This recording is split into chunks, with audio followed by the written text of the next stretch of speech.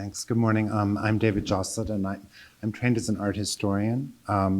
So for me, the challenge of AI has precedent in recent changes or modern changes in art, where the idea of authorship has been almost completely undermined as something that one does by hand since at least the late 1960s or 70s.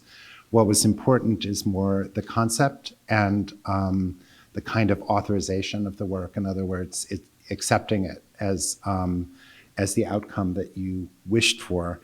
So to some extent, it seems to me that AI is a mechanization of that kind of distribution of authorship.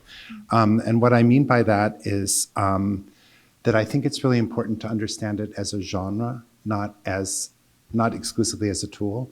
I mean, I assigned in a graduate seminar that was equal parts literary and art historical students to do a series of prompts at the end of the course. And it was a hilarious 2 sessions where we really talked about how the prompt generated a certain set of outcomes and how successive prompts lead to different kinds of outcomes, just to try to understand, you could say, the prompt as a literary genre, and not even think about the output as what was important. This is how the history of art, in some ways, and literature too, which I know less professionally, allows us to think through AI not as a kind of terrible threat or utopian tool, but rather a genre like many others.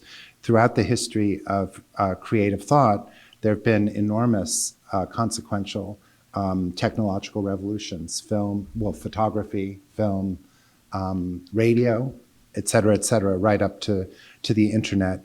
And there's always been a humanist response to this because we understand how to read form.